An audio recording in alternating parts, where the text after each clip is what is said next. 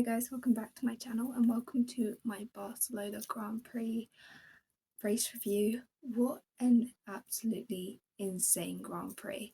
Honestly, after the first lap, where everyone kind of maintained their starting positions, like the top 5 or 6, I believe, stayed the same. Obviously, Isaac Hadja dropped down quite a bit, but other than that, people just maintained their starting positions. I was like, oh, I think we're in for a pretty boring race, especially because it's a very traditional circuit where the fastest car is likely to win, you know? So I was like, oh, maybe it's not a great race. Obviously, I was aware that there were probably going to be mechanical DNFs because we definitely haven't had a race this season without a mechanical DNF, which is insane. But obviously, it is still, we are only 7 races into these regulations. So it is kind of understandable, but it's also nice that this race was straight after Monaco. It feels like the season has finally picked up momentum, and also it feels like the championship battle is well and truly on, with Lewis Hamilton winning. Firstly, a huge congrats to him. You could see how much it meant to him. It was great to see him win in a Ferrari, like, and just like return to the top step. It was super great to see, and also he is currently second in the championship, and with Antonelli retiring from mechanical DNF, which was again crazy and something we'll talk about later. He's now gained 25 points in that championship battle. I would say Ferrari are definitely the second fastest car right now, but I would say they're not too close to Mercedes. There was an amazing strategy from Ferrari and Hamilton today. Obviously, the virtual safety car that came out when Alonso DNF'd did help them quite a bit in that strategy, but I think there was quite a high chance that he would have won anyway. The pace he was showing was amazing. Just the strategy was working so well for him. He seems to really find his groove. I wouldn't say Ferrari are faster than Mercedes or even that close to being faster or as fast as Mercedes, but I do think in Lewis Hamilton's hands, he can definitely keep bringing that Ferrari onto the podium, maybe a couple more top steps, and maybe with the teammate battle going on between the two Mercedes and also the mechanical DNS that they've been having, potentially could bring the championship fight. But also, we mustn't forget George, who is obviously third in the championship fight right now and has still gained 18 points over his teammate. And a lot of the reasons like he's lost points in the last couple of races have been like mechanical issues or penalties. So definitely I would never write him out this early on in the season. I did get a bit scared for a second that it was going to be a very straightforward Kimi is going to win the championship season. I can see definitely how we can have a bit more of an interesting time, which I'm so happy about. But obviously we'll have to see what happens from here on out. But I know George loves the European leg, and we are currently in the European leg. And also, we all know how much Lewis Hamilton loves the Silverstone track, and we have that in 2 races' time. So I definitely think either George or Lewis could win around Silverstone. So it'll be interesting to see how the points swing. Obviously, it's not nice for points gaps to be made from mechanical DNFs. Like, we want to see the best driver win, but it does help make the season interesting because Kimi was running away with it. Lewis probably like 90% sure would have gained some points over Kimi today even without the mechanical DNF. Actually, he definitely would have, but Kimi probably would have finished in second, so then he would have still been gaining points on George and not losing that many points to Hamilton. So as unfortunate as the mechanical DNF was, it does make the championship battle more interesting, and also George has had a mechanical DNF, so it kind of balances it out again. Talking about mechanical DNFs, we had a full British podium. I don't know why I forgot the name there. Lando in P3 finally finishing a race, thank goodness. So I'm so happy about that. his race was very much, it was very clear McLaren did not have a pace of a Mercedes or the Ferrari today, but he did a very good job to hang on in case something did happen, and obviously something did happen, and he managed to inherit that P3, which I think was amazing. What did confuse me a little bit is that the team radio where it said like, oh, Kimmy's definitely had more track limits and we're going to try to get him a penalty. And then it just was never investigated. Like, it didn't look like he was actually going to get that penalty. So I found that quite interesting because I was like, oh, well, if Lando stays within 5 seconds, then he's got a podium. But that never actually seemed to be happening if Kimmy hadn't DNF'd. Charles DNFing at the end as well. Like, it's just so painful to see so many mechanical DNFs when you know it's not the driver's fault. Like, it can make the sport so chaotic and quote unquote interesting, but also it can just make the sport feel a bit like you're not actually watching the best driver win, you're just watching like whatever car can hold out the longest. But then again, I think a lot of people forget that the sport is all about the car and the driver. Like, obviously we don't want mechanical DNFs, but the sport is about putting, like, as a driver, choosing the right team for what car you think they can provide you with to try to be fighting for those wins. So, but yeah, obviously all of the teams are having mechanical issues now, so at least it's not just like one team with really bad luck. But I would say Kimi has had like no bad luck leading up to this. This is his first taste of like a mechanical issue, so it kind of evens things out, but it's still very unfortunate for him. But I think this is the first race we've seen in a while where it looks like he wouldn't have won anyway. So very interesting. Let's get into my predictions. I actually did all right. Obviously, I thought it was safest to hedge all my bets with Kimi just because he's won the last 5 races. Obviously, that streak has ended now, but because he won the last 5 races, I was like, it would be stupid not to go with him. So I went for him for pole and P1. Obviously, Russell got pole and Hamilton won, so I wasn't right with that, but I kind of knew Mercedes would probably get pole, although to be fair, Hamilton was very, very close to Russell. But just because of the kind of track it is, favouring the fastest car on the field, I was like, surely Mercedes is going to get pole. And because Antonelli has got on quite a few poles this season, quite a few wins, I was like, I just got to back him. But surprisingly, the first week I actually back him is the first week he doesn't win for a while. And then P2 I said Hamilton because I could see how strong he was in Monaco, and I was like, I can definitely see him continuing that form. And I was like, if he manages to qualify up there, like, I was also going off the fact that George has had a bit of a bad run recently. I was like, maybe Hamilton can split the Mercedes on the podium.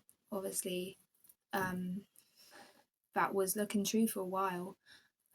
But the other way round for Mercedes, and then everything changed because of strategy and the mechanical DNF. And then I said P3 would be Russell again, like splitting the Mercedes on the podium, but that ended up being Norris, and I'm so happy Lando actually got some points in the bag. I'm actually not sure what position he is in the championship standings. I would assume either P4 or P5. He probably is still behind Charles Leclerc, but I know he's definitely in front of Oscar now. Oscar had like kind of just like a not a midfield race because he was up with the top teams, but he just didn't. We didn't really follow him at all because he wasn't really doing much. He just kind of had just like one of those races where he was just kind of by himself most of the race. He wasn't like particularly fast, but he wasn't particularly slow.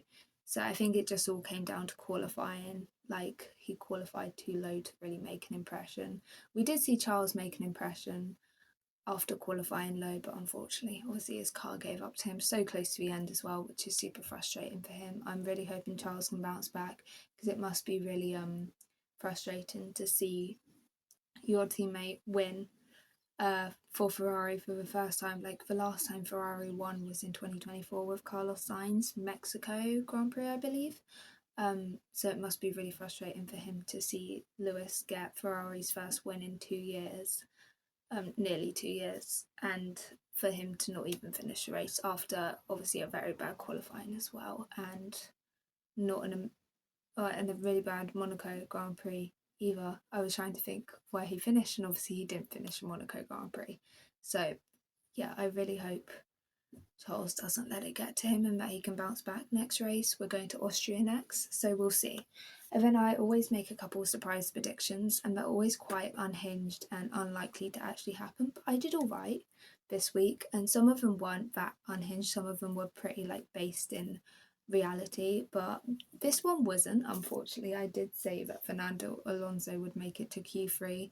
I don't know what made me say that. I should have just said Q2, but even if I had said that, it still would have been wrong. He qualified last, and he actually broke his streak of out qualifying his teammate. Lance out qualified him, so I think I might have given him a bit of bad luck with that prediction, so that's my bad.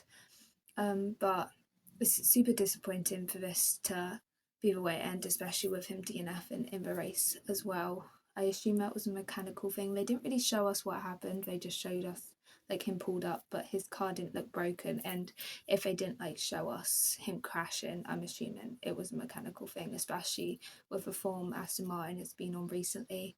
So yeah, but it's super disappointing because this is what he said might be his last Barcelona Grand Prix, seeing as it's on a rotation, so we're not at Barcelona next year, and he might not be here the next time it is on the race calendar, which is super sad. But I hope he just.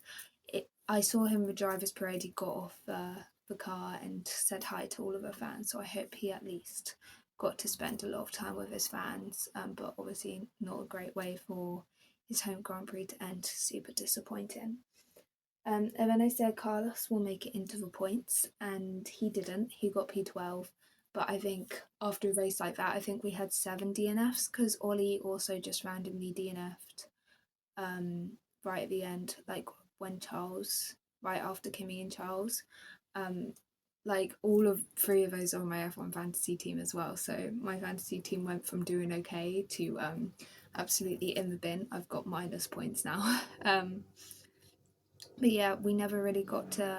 Nobody really mentioned him DNFing. We didn't really get to know the reason. I'm assuming it was a mechanical DNF, but that was super annoying. But yes, we had 7 DNFs.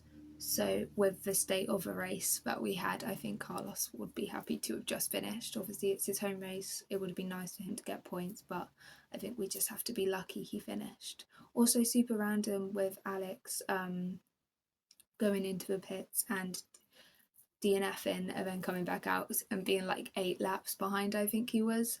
But also, you might as well come back out and get some extra information and statistics for the team. So, but it's always so funny when someone does that, because then Leclerc, Antonelli, and Ollie DNF'd, and Alex didn't even move above them in the race standings because he was so many laps down, which is always a bit funny to see. Then my other 2 surprise predictions were based in reality, and I got them correct. So I said Lando Norris would actually finish a race. I think this was me just manifesting, going off 2 DNFs. I was like, surely he's got to finish this race, and thankfully he did, and on the podium. So he has a pretty good streak of when he actually does finish a race, he does get a very good result, because he finished on the podium in Miami. I don't remember where he finished in Australia. I think he might have been P4 or P5, but at least he finished the race, So 7 races, and I think he's finished 4 of them or something, which is insane. Is nearly a 50-50 stat. It was a 50-50 stat after Monaco, but luckily we've got that more in our favour now, and another podium, so that's 15 points on the board. Thank God. And then I said my last prediction was that Pierre Gasly will be P8 or higher, and he ended up being P7. Obviously, without the DNF of Kimi and Charles right at the end, he would have been P9, so that wouldn't have come true, but still in the points that's still very impressive. But he got bumped up to P7. Alpine are doing really well recently. Franco got P8, right behind Pierre. So they've been doing really well. It's impressive to see, and I think Pierre really deserves it because he's been such a good driver for so long. He always like maximizes the points, but I feel like he goes so under the radar because Alpine just have never been truly there. This is the first season where they can actually fight for points consistently, and I think people are finally seeing Pierre's talent, especially with the podium he actually ended up getting in Monaco last week out, as long as they don't successfully contest that for Isaac Hadjar, but I don't think they will. I think Pierre will get that podium, but we'll see. But even if he doesn't, it's still super, super impressive.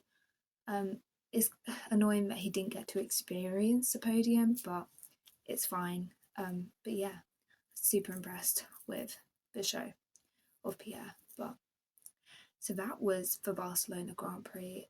Actually, a crazy Grand Prix. Like, congrats to Lewis, congrats to both the McLarens for finishing the race. Um, Congrats to George again for being back on the podium. I don't know how many races it's been since he's been on the podium, but it's been a while, so that must feel very good to him, even if he didn't win. Um, at least he hasn't lost any points to Kimi. He's actually gained 18 points to Kimi, so that must feel pretty good to start being back in the game. All British podium is insane. First one since, I don't remember the exact year they said, but it was in the 1960s, which is crazy. Maybe we will see a repeat of it in Silverstone, but who knows. I'm actually going to Silverstone, so hopefully I can vlog whilst we're there. But yeah, I'm sitting in the Lando stand as well, so I'm very excited. Just thought I'd say that. But yeah, crazy Grand Prix. The next Grand Prix out is Austria. I love the Austria racetrack. It's, I think, my favourite racetrack on the calendar. Like, I would say Silverstone, but that would be a bit biased. I think I do actually prefer the Austria racetrack over Silverstone, but I just prefer the Silverstone races because they're just so iconic to me. But it's a very good double header for me. Austria, then Silverstone, two of my favourite F1 races back to back. So it should be fun. Yeah, so please like and subscribe. I will be posting a race predictions video before every race this season and a race review video after every race. And I'll also post some other random videos about reading if you're interested in that. But thank you for being here. What a crazy race, and I'll see you around.